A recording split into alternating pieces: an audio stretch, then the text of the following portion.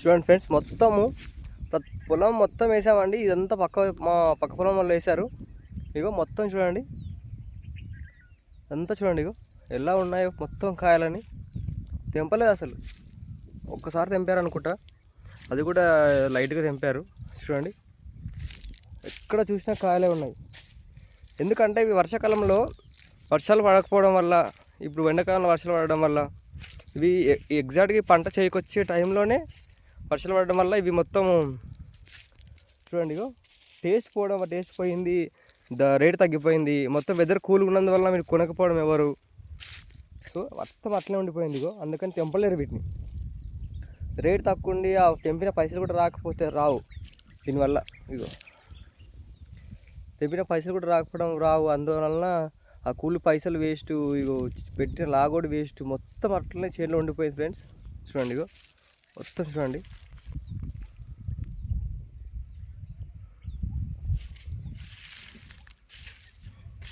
వీటిని ఇట్లనే పొలం ఇంత రైతు ఇంత కష్టపడితే కూడా ఎలా ఉంటుందో చూడండి.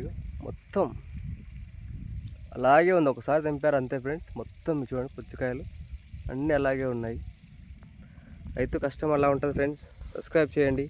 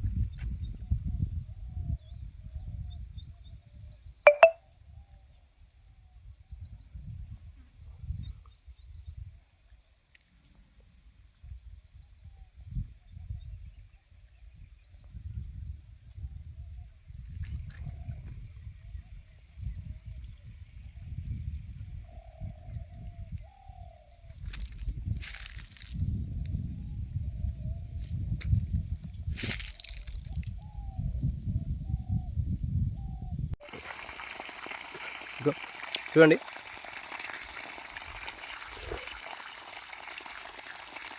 చాలా బాగుందండి. నిజంగా చెప్తున్నాను, వాటర్ చాలా ఉన్నాయి అండ్ చాలా టేస్ట్ ఉందండి.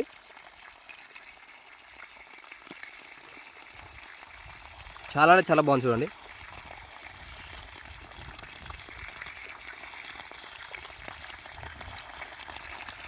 ఒక్క కాయ కొనడం వల్ల మార్కెట్లో ఒక కాయ కొంటే మినిమం 30 రూపీస్ అండి. 30 రూపీస్ తక్కువ అసలు కాయ ఇవ్వరు.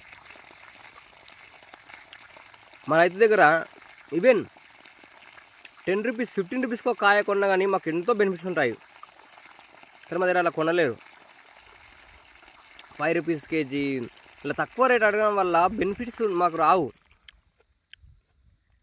సో దీనివల్ల మేము నష్టపోతాం ఫ్రెండ్స్. ఇలా రైతులు ఎంతోమంది నష్టపోయి ఎంతో ప్రాణాలకు త్యాగం చేసిన వాళ్ళు చాలామంది ఉన్నారు ఫ్రెండ్స్. చూడండి ఫ్రెండ్స్, ఇగో ఒక కాయ తీసుకొచ్చి పలగొట్టడం కూడా జరిగింది ఫ్రెండ్స్. ఇగో బాగుంది, టేస్ట్ మాత్రం చాలా బాగుందండి, ఎర్రగా బాగుంది. కానీ ఏంటంటే రేట్ లేకపోవడం, తగ్గిన మార్కెట్ రేట్ రాకపోవడము, వాళ్ళు ఎవరు మార్కెట్లో అమ్మకపోవడం, వాళ్ళు కొనకపోవడము, దీనివల్ల అమ్మలేదు ఫ్రెండ్స్.